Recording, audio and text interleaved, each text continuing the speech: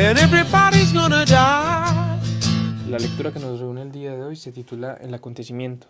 Es una novela de la escritora francesa Annie Ernaux, galardonada con el Premio Nobel en el año 2022. Va a ser una lectura por fragmentos, es decir, van a ver varios videos de esta misma lectura, ya que es una novela no extensa, pero sí para ser leída, sí se tomaría mucho tiempo y sería un video muy pesado. Sin más, comencemos. Epígrafes. Este es mi doble deseo, que el acontecimiento pase a ser escritura y que la escritura sea un acontecimiento. Michel Leiris. Quizá la memoria solo consista en mirar las cosas hasta el final. Yuko Tsushima.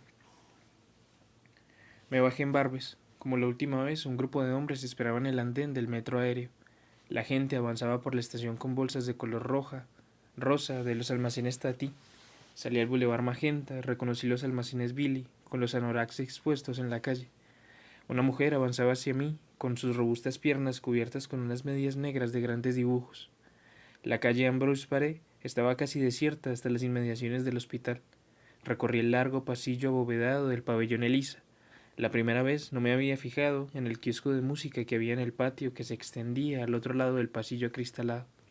Me pregunté cómo vería todo aquello después, al irme. Empujé la puerta 15 y subí los 2 pisos. Entregué mi número en la recepción del servicio de medicina preventiva. La mujer buscó un fichero y sacó un sobre de papel craft que contenía unos papeles. Tendí la mano para alcanzarlo, pero no me lo dio. Lo puso encima de la mesa y me dijo que me sentara, que ya me llamarían. La sala de espera consistía en 2 compartimientos contiguos. Elegí el más cercano a la puerta de la consulta del médico, que era también donde más gente había. Empecé a corregir los exámenes que me había llevado conmigo. Justo después de mí llegó una chica muy joven, rubia y con el pelo largo. Entregó su número. Comprobé que a ella tampoco le daban el sobre y que también le decían que ya la llamarían. Cuando entré en la sala, ya había 3 personas esperando. Un hombre de unos 30 años, vestido a la última moda y con una ligera calvicie. Un joven negro con un Walkman y un hombre de unos 50 años con el rostro marcado, hundido en su asiento. Después de la chica rubia, llegó un cuarto hombre que se sentó con determinación y sacó un libro de su cartera. Después, una pareja, ella con mallas y tripas de embarazada y él con traje y corbata. Encima de la mesa no había una sola revista, solo prospectos sobre la necesidad de comer productos lácteos y sobre cómo vivir siendo seropositivo. La mujer de la pareja hablaba con su compañero. Se levantaba, la rodeaba con los brazos, le acariciaba. La chica rubia sostenía la cazadora de cuero doblada sobre las rodillas. Mantenía los ojos bajos, casi cerrados. Parecía petrificada. A sus pies había dejado una gran bolsa de viaje y una mochila pequeña. Me pregunté si tendría más razones que los demás para estar asustada. Quizás viniera a buscar el resultado de unas pruebas antes de irse un fin de semana o de volver a casa de sus padres, fuera de la capital. La doctora salió de la consulta. Era una mujer joven y delgada, petulante, con una falda rosa y medias negras. Me dio un número. Nadie se movió. Correspondía a alguien del compartimiento de al lado. Un chico que pasó rápidamente. Solo vi sus gafas y su cola de caballo. Llamaron al joven negro y después a otras personas del compartimiento de al lado. Nadie hablaba ni se movía, salvo la mujer embarazada. Solo alzábamos los ojos cuando la doctora aparecía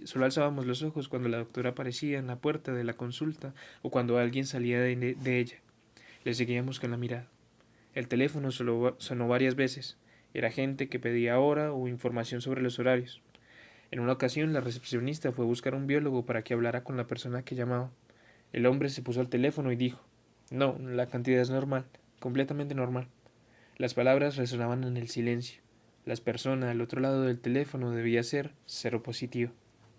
Había acabado de corregir los exámenes. Me venía una y otra vez la cabeza en la misma escena borrosa de aquel sábado y de aquel domingo de julio. Los movimientos del amor, la eyaculación. Debido a esa escena olvidada durante meses, me encontraba ahora ahí. El abrazo y los movimientos de los cuerpos desnudos me parecían una danza mortal. Era como si aquel hombre, a quien había aceptado volver a ver con desgana, hubiera vuelto de Italia solo para contagiarme el SIDA. Sin embargo, no conseguía establecer una relación entre aquello. Los gestos, la tibieza de la piel y del esperma, el hecho de encontrarme en ese lugar. Nunca pensé que el sexo pudiera tener una relación con nada. La doctora dijo mi número en voz alta. Antes, incluso de que yo entrara en la consulta, me dirigió una gran sonrisa. Lo interpreté como una buena señal. Al cerrar la puerta, dijo enseguida: «Ha dado negativo». Me eché a reír. Lo que dijo durante el resto de la entrevista ya no me interesó. Tenía una expresión feliz y cómplice. Bajé la escalera toda felicidad y rehice el trayecto en sentido inverso sin fijarme en nada. Me dije que, una vez más, estaba a salvo. Me hubiera gustado saber si la chica rubia también lo estaba. En la estación de Barbes, la gente se amontonaba a ambos lados de la vía. Aquí y allá se veía el color rosa de las bolsas de Tati. Me di cuenta de que había vivido ese momento en el hospital Lariboisière, de la misma forma que en 1963 había esperado el veredicto del doctor N, inmersa en el mismo horror y en la misma incredulidad. Mi vida, pues, ocurre entre el método ojino y el preservativo aún franco de las máquinas expendedoras. Es una buena manera de medirla, más segura incluso que otras. Aquel mes de octubre de 1963, en Rouen, estuve esperando durante más de una semana a que me viniera la regla. Era un mes soleado y tibio. Me sentía pesada y sudorosa bajo el abrigo que había sacado demasiado pronto del armario, sobre todo en los grandes almacenes a donde iba a pasar el rato o a comprar unas medias en espera de que empezara el curso. Al volver a mi habitación de la residencia universitaria, en la calle de Urbolí, siempre tenía la esperanza de encontrar una mancha en mis bragas. Todos los días, antes de acostarme, comencé a escribir en mi agenda con mayúsculas y subrayado. Nada. Por la noche, cuando me despertaba, sabía enseguida que no había nada. El año anterior, por la misma época, había empezado a escribir una novela. Me parecía algo muy lejano y que nunca volvería a suceder. Una tarde fui al cine a ver una película italiana en blanco y negro. Segundo puesto. Era una película lenta y triste. Trataba de la vida de un joven y de su primer trabajo en una oficina. La sala estaba casi vacía, mientras miraba la frágil figura del joven empleado, vestido con una gabardina, y veía las humillaciones que sufría y la desolación sin esperanza de la película. Sabía que la regla no me bajaría. Una noche me dejé arrastrar al teatro por unas chicas de la residencia universitaria a quienes les sobraba una entrada. La obra que se presentaba era Huis Clos. Era la primera vez que veía una obra contemporánea. La sala estaba repleta. Veía el escenario a lo lejos, violentamente iluminado, sin dejar de pensar por un momento en que no me venía la regla. Solo el recuerdo del personaje de Estelle, rubia, vestida de azul, y del camarero vestido de criado, con los ojos rojos y sin párpados. Escribí en la agenda. Formidable, si no hubiera sido por aquella realidad en mis riñones. A finales de octubre dejé de pensar que pudiera llegarme la regla. Pedí, pedí hora, pedí hora con un ginecólogo, al doctor N, para el día 8 de noviembre. El fin de semana de Todos los Santos volví, como de costumbre, a casa de mis padres. Temía que mi madre me preguntara por el retraso. Estaba segura de que inspeccionaba la ropa que yo les llevaba a lavar y que controlaba mis bragas todos los meses. El lunes me levanté con el estómago revuelto y un extraño sabor en la boca. En la farmacia me dieron hepatón, un líquido espeso y verde que me produjo todavía más náuseas. Una chica de la residencia universitaria me propuso que me diera en su lugar unas clases de francés en la institución Saint-Dominique. Era una buena manera de ganar un poco más de dinero aparte del de la beca. La superiora me recibió con el manual de literatura del siglo XVI de Lagardé y Michard en la mano. Le dije que nunca había dado clases y que me asustaba la idea.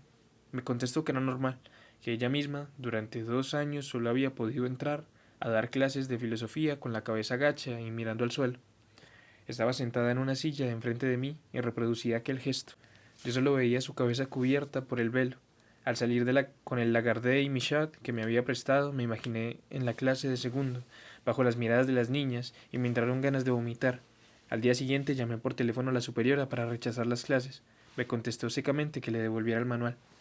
El viernes, 8 de noviembre, cuando me dirigí hacia la plaza del ayuntamiento para tomar un bus e ir a la consulta del doctor N en la calle Lafayette, me encontré con Jacques, un estudiante de la Facultad de Letras e hijo del director de una fábrica de la región.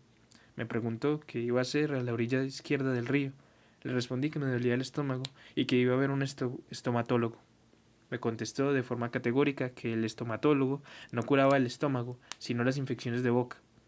Temiendo que sospechara algo y que quisiera acompañarme hasta la puerta del médico, me separé con brusquedad de él en cuanto llegó el autobús. Nada más bajarme de la camilla, con mi gran jersey cubriéndome los muslos, el ginecólogo me dijo que seguramente estaba embarazada. Lo que yo creía que era una enfermedad de estómago eran náuseas. Me prescribió unas inyecciones para que me bajara la regla. pero me pareció que ni él mismo estaba seguro de que fueran a hacer efecto. Ya en el umbral de la puerta me dijo, sonriendo jovialmente, los hijos del amor son siempre los más guapos. Me pareció una frase espantosa. Volví andando a la residencia.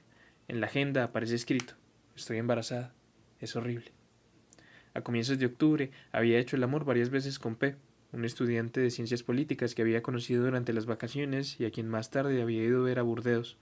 Aunque sabía por el calendario ojino que me encontraba en un periodo de riesgo, no creía que aquello pudiera llegar a arraigar en el interior de mi vientre. En todo lo relacionado con el amor y el goce, no me parecía que mi cuerpo fuera intrínsecamente diferente al de los hombres. Todas las imágenes de mi estancia en Burdeos, la habitación de la calle Pasteur, con el incesante ruido de los coches, la cama estrecha, la terraza de Montaigne, el cine, en los que vimos una película de romanos, el rapto de las Sabinas, tuvieron a partir de entonces un solo significado. Me encontraba allí y no sabía que me había quedado embarazada. La enfermera del Croix me puso una inyección por la tarde sin hacer un solo comentario y otra a la mañana siguiente. Era el fin de semana del 11 de noviembre. Volví a casa de mis padres. En un determinado momento tuve una breve y escasa pérdida de sangre rosácea.